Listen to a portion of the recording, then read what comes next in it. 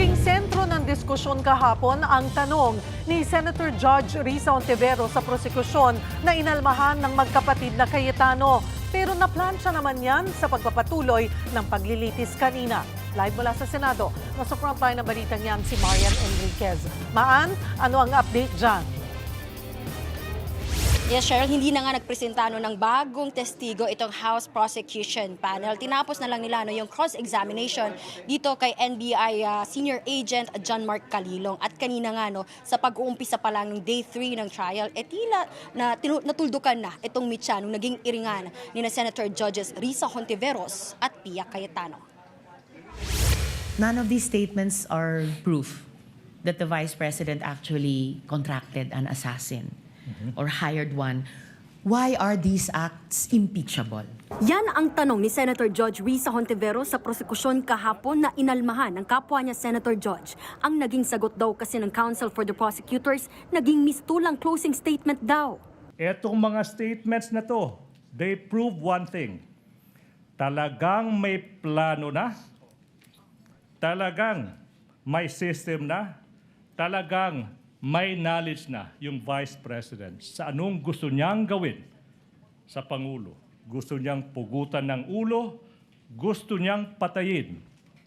No less than the President of the Republic of the Philippines. Agad nag-react si Senator Judge Pia Cayetano. That was like a closing statement, Mr. President. So, I don't think this is fair. But when we allow this to happen, na-shortcut na natin yung process. You have an oath as lawyers. Don't take advantage of the generosity of this impeachment court. I don't want to see this happen again. Si Senator Hontiveros agad na nilinaw na ang tanong niya ay hindi para mahimok ang prosekusyon na magbigay ng closing statement. If you wish to strike out the response of the prosecutor, then so be it, Mr. Presiding Officer. But for clarity again, my intention was not to provoke a closing statement. Hiniling ni Senator Judge Pia na matanggal sa record ang naging sagot ni Attorney Ligutan. Sa pagpapatuloy naman ng paglilitis kanina, sinabi ni Escudero na matapos makipag-usap kay Cayetano ay napagdesisyon ng bibigyan na lang ang defense ng parehong pagkakataon na magbigay ng kanilang pahayag. Since this is a televised proceeding, nakita na napakinggan na So i-erase ko man sa record, baliwala na lang. The fairest thing to do is to give you an opportunity as well. Sa kabila niya na ay nagpasaring pa ang magkapatid na Cayetano, hiniling din nila na bigyan ng kalayaan ng defense na maipahayag ang kanilang punto gaya ng prosekusyon. On one sense, it is fair to give the defense a chance to answer. But on another sense, it's unfair. Why? Because whoever phrases the question, lamang na Kasi yung question nga is, why is this an impeachable offense? So for example, if I was the one who stood up yesterday, and I asked the prosecution, why is this a political vendetta? And why is the House not investigating the flood control instead of investigating the Vice President? That would be unfair. Kung nakapagsalita nga ang prosecution with their closing statement, di pwede rin dapat mag-closing statement ang defense, no? So I am amenable to that. But very, very, very briefly, Mr. President, I'd like to put on record, why are we being strict about the rules? Why do I have to bother standing up? There's no rules? No, there's rules. That's why we stand up.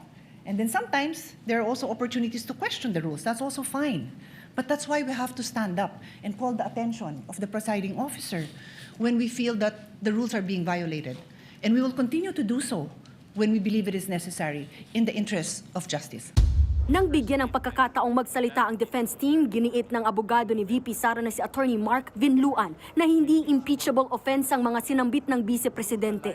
Naninindigan siyang walang ibang ebidensya ang prosekusyong magpapatunay na kumontrata ng assassin si VP Sara. Exaggeration lamang daw ito. Giit niya, threatened o may banta umano sa pamilya ng Vice. Ang nakita raw ng publiko na asal ng Vice, bagamat unconventional, ay ang Vice na nag-respond bilang asawa, bilang anak at isang ina na pinoprotektahan lamang ang kanyang pamilya. The prosecution was right in using the term culmination. But the prosecution's interpretation is wrong. Rather, when VP Sara left the administration, She suffered various forms of threats and harassment for many months from the powers that be, and the culmination was her statement on that fateful early morning in November 2024. She didn't commit an impeachable offense.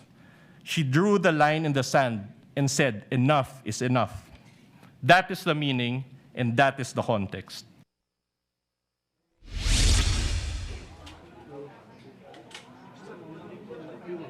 Cheryl, katatapos nga lang ng press conference ng House Prosecutors at ayon nga po kay Public Prosecutor Bel Zamora, may kontrata man o wala na ginawa nga ito si VP Sara doon sa tinawag niya nga umano niya na magpapapatay siya ng kay PBBM, kay First Lady at kay dating Speaker Martin Romualdez during her November 23 press conference.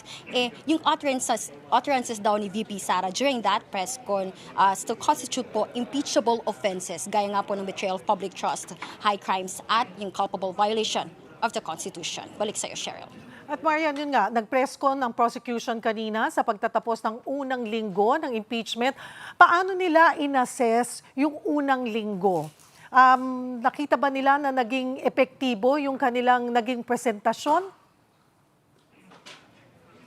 Cheryl, masayang-masaya ang House Prosecution Panel dito nga sa nangyari unang 3 araw nitong impeachment trial ni Vice President Sara Duterte. Para sa kanila, itong pag-uumpisa pa lang, paggulong pa lang ng paglilitis laban kay VP Sara at yung paglalatag pa lang nila ng mga ebidensya, they consider this already a big win. Dahil, Cheryl, maalala niyo po, since last year pa lang naghain na ng impeachment complaint ang Kamara at ngayon nga po ay naidala na nila ito ngayon sa Senate Impeachment Court. Gumugulong na po itong paglilitis laban kay VP Sara at natutuwa sila doon sa naging performance po ng kanilang panel, lalo na po naging maganda raw, mahusay yung pamamaraan ng paglalatag ng ebidensya. Maging testigo na si NBI Senior Agent John Mark Calilong ay na-withstand din daw po yung scrutiny ng cross-examination. Balik sa iyo, Cheryl. Maraming salamat, Maan Enriquez.